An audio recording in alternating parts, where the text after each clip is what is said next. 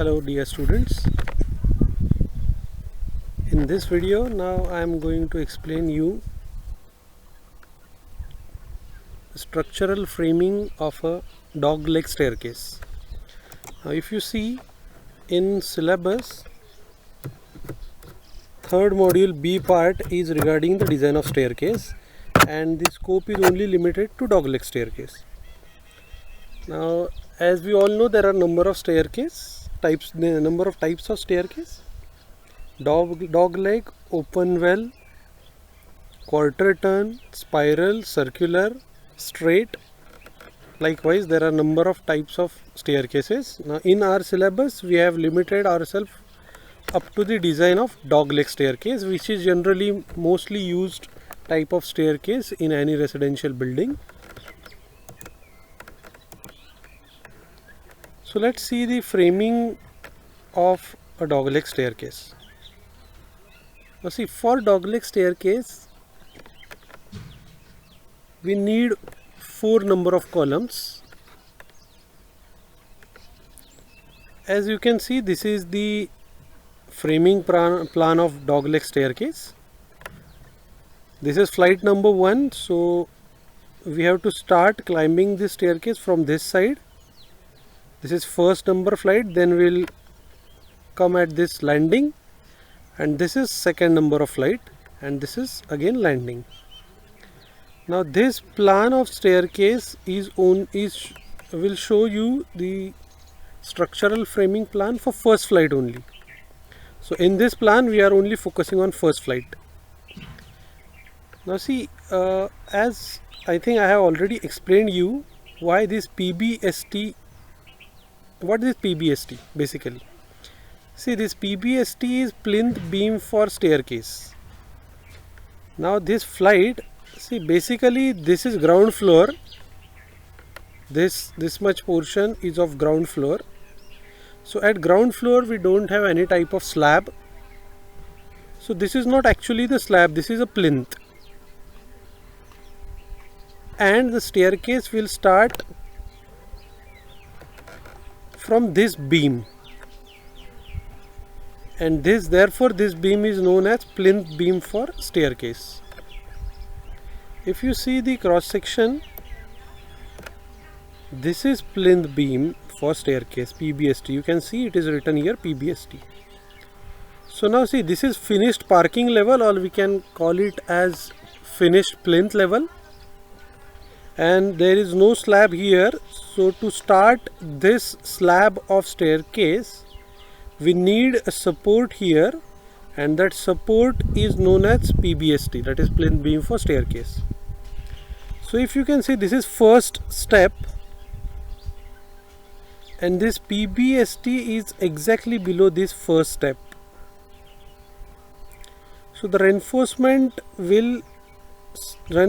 of slab of staircase will start from this beam. It will be embedded in this beam, and then it will enter into the west slab of staircase. So therefore this PBST is very much needed at the ground floor level.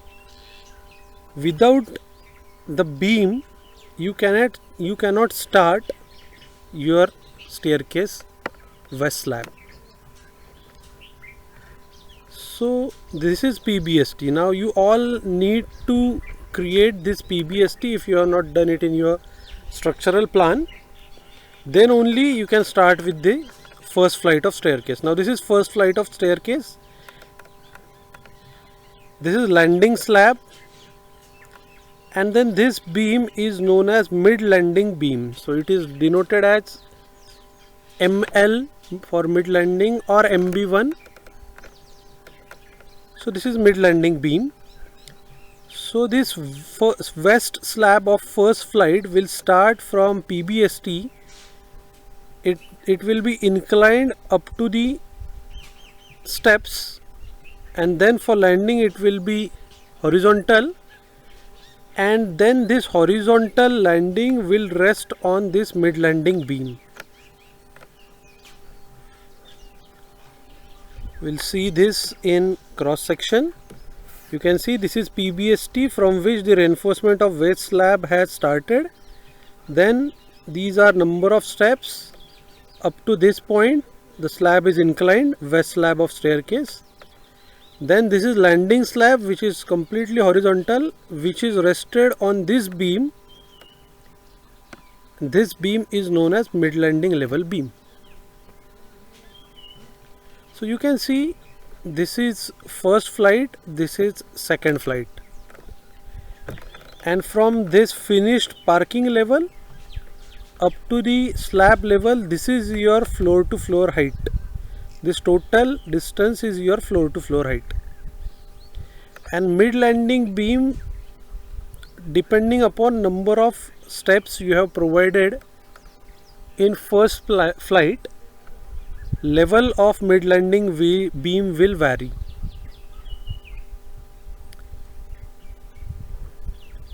So you can see here, this is mid landing beam, this is plinth beam for staircase, and this completes our first flight. Now if we go for second flight, this is second flight. So again, second flight will start its reinforcement from mid landing beam. Then it will be a horizontal slab up to end of landing. Again inclined slab will start up to the end of steps, and again there will be horizontal slab up to beam at floor level. So see, second flight starts from mid landing beam and it ends at floor level beam. If you see it here, this is second flight and its reinforcement has started from mid landing beam. This is landing slab, horizontal slab, then inclined slab, then again horizontal slab for landing, and this horizontal slab for landing has rested onto the floor beam.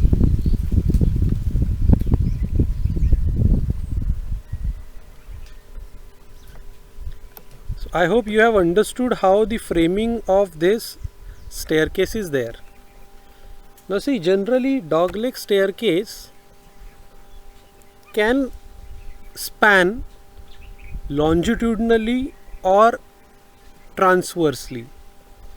Now the type of dogleg staircase which I have explained you is spanning longitudinally. That means this, if we consider second flight, slab of this landing, then west inclined slab for these steps, and horizontal slabs of this landing. Actually there are three components of this second flight. First horizontal landing, then inclined west slab, then again horizontal landing. So this three component of slab are considered as one slab in case of longitudinally spanning dogleg staircase. And again, in longitudinally spanning dogleg staircase,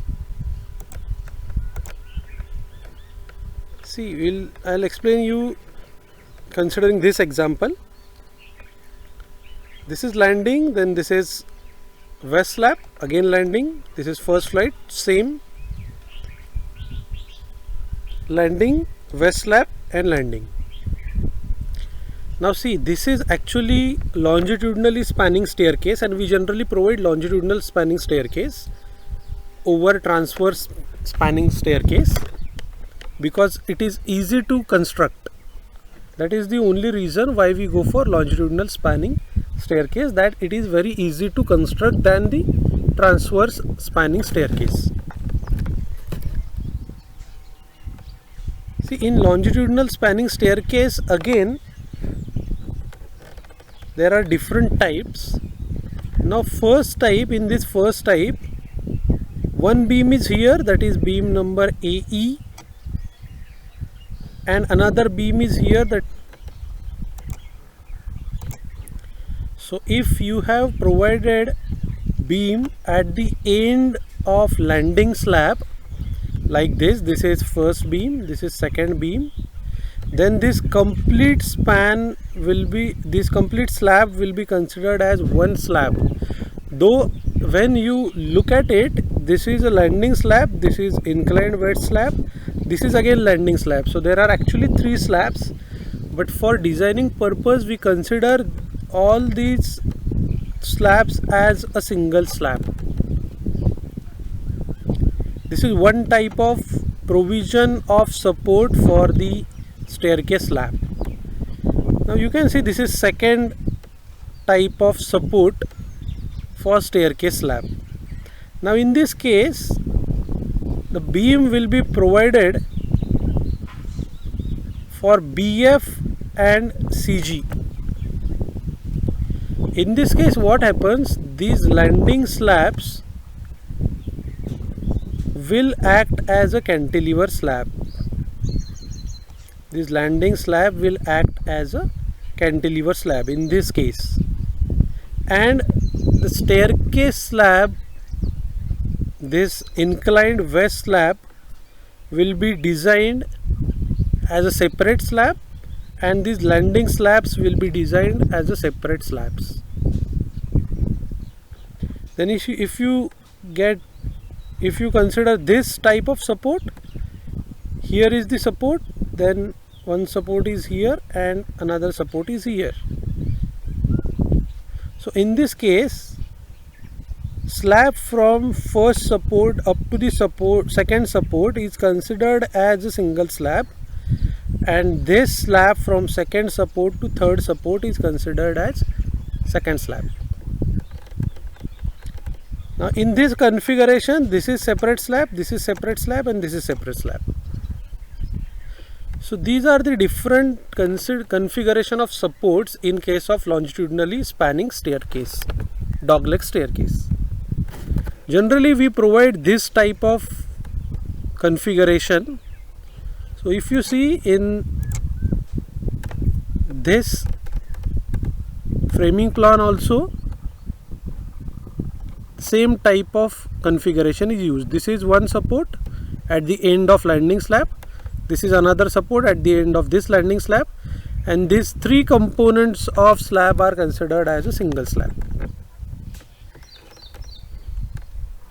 I hope you have understood the framing plan of staircase.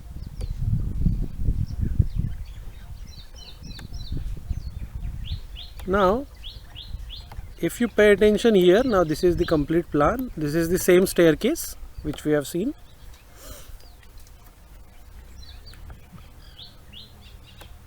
Now if you see, this mid landing beam level will be at some level above the plinth level, but exactly below this mid landing beam, at the plinth level there will be a plinth beam. So if you see, this is mid landing level beam, and at this level also there will be a plinth beam. But when you see it from the top, that is in the plan, these two beams will be in the same line. So in case of structural plan, you need to name these. When you are looking from the top, you can see only one beam here, but in actual there are two beams at different levels.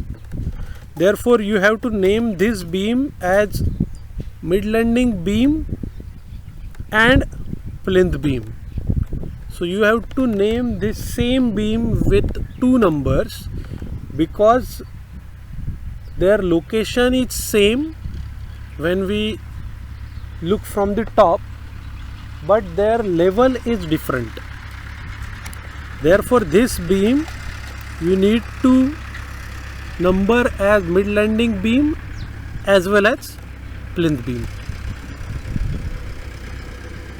And when we will calculate load on this column, suppose column number C2, then you need to add load from the mid landing beam plus load from the plinth beam. Again, Now this is ground floor plan, so therefore it will be mid landing beam and plinth beam. But if we go for the first floor plan,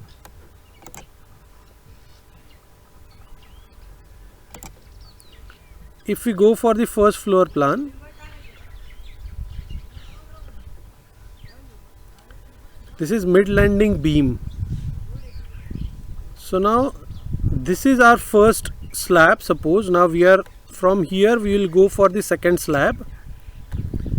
So now this landing will be supported on this beam here. This is second flight. We have come at this landing. This is first slab in short. This complete is a first slab which will be supported on this beam, and third flight will start from this beam itself. First horizontal landing, then inclined slab, again horizontal landing, and it will support at this beam, which is nothing but again mid landing beam. And for the fourth flight, it will start from mid landing beam, then west slab, then this is beam from the second slab.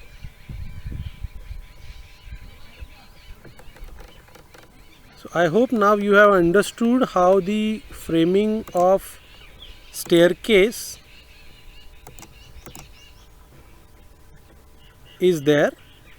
Main point is that this same beam you have to name it as a mid landing beam as well as a plinth beam.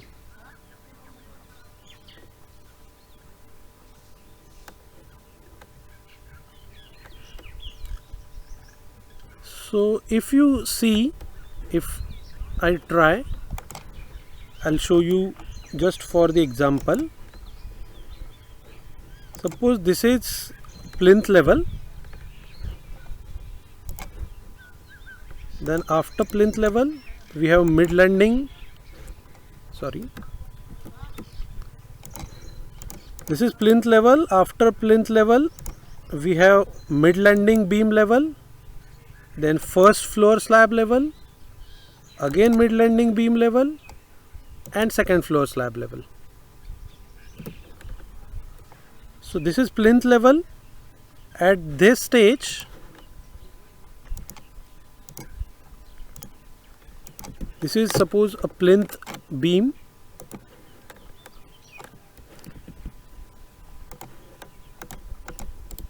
and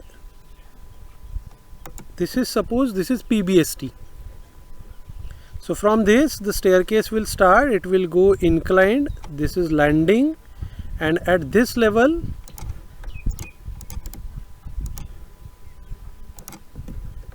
this is mid landing beam.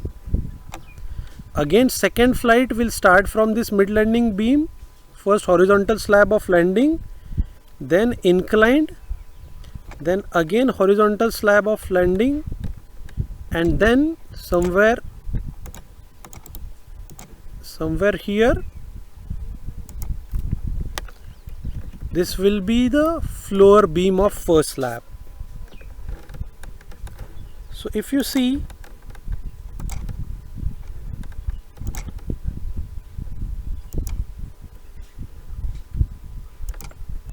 this is how it will look like. This much of portion is a landing which is not present there at the ground floor level, because there is no slab. You can directly start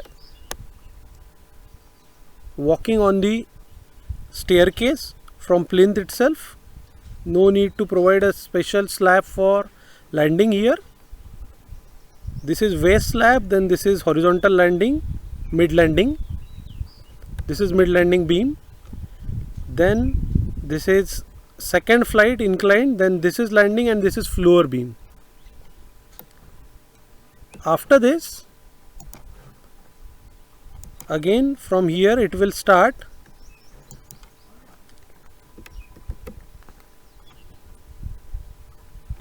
it will reach here, this is again landing,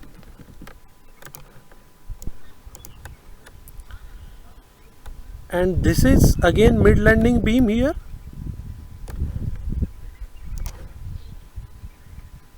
Now see, this is your first flight, then second, then third, and now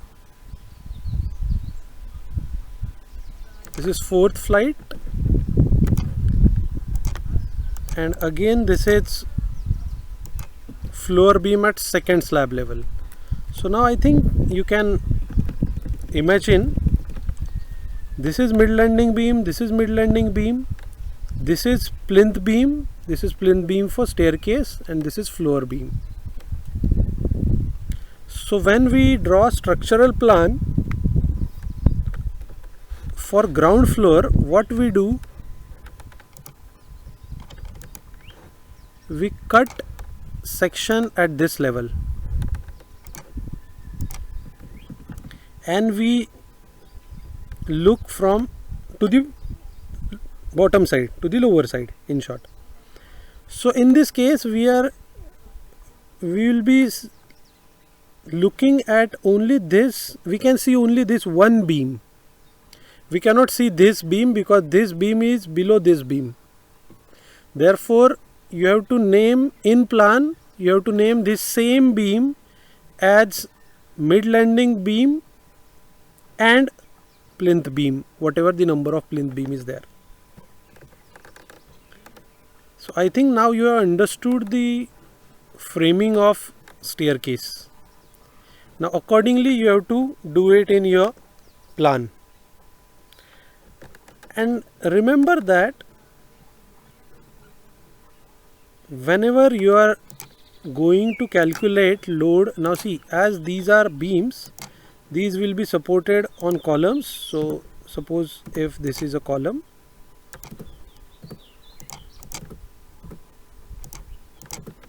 so on this column load from this plinth beam will be there, load from this mid landing beam will be there. At this level, now see, this is floor level, so at this floor level as well there will be a floor beam here in line of mid landing beam. So on this column same thing will happen here.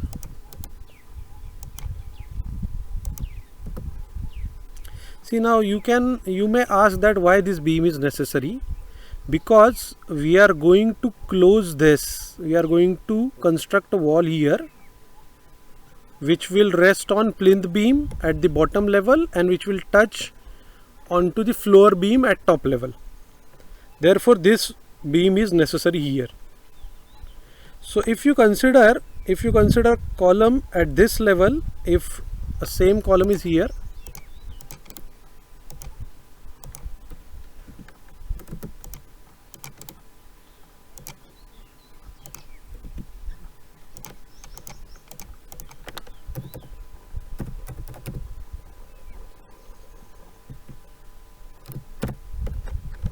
okay, let it be, I will not join that. So if you consider these two columns, this column will be loaded heavily because it will carry load from this plinth beam, then mid landing, then floor beam, again mid landing, again floor beam, likewise. But this column will only carry load from this floor beam and this floor beam. Generally this PBST is a secondary type of beam. Generally it is not necessary that it will be a secondary type of beam. It may become primary type of beam, as it varies as case to case. So this is how a framing of staircase is there. Now I think you have understood it and you can incorporate the same in your structural framing plan. Because when you will start with, now you have started with design of roof slab. After completion of roof slab you will go for design of roof beams. In that design of roof beam itself you need to design this mid landing beam. See, this is actually your roof level slab. So you will design slab, then beam. Then before going to the first floor level slab and beam, you need to design this mid landing beam. For designing this mid landing beam, you first need to design this staircase. Then only the load from this staircase will get transferred to this mid landing beam, and then you will be able to design this mid landing beam. Okay, so I hope you have understood this. If you have any doubt regarding this, you can call me or email me anytime. Please incorporate these guidelines of framing plan in your structural framing plan or in your structural drawing sheets. Thank you.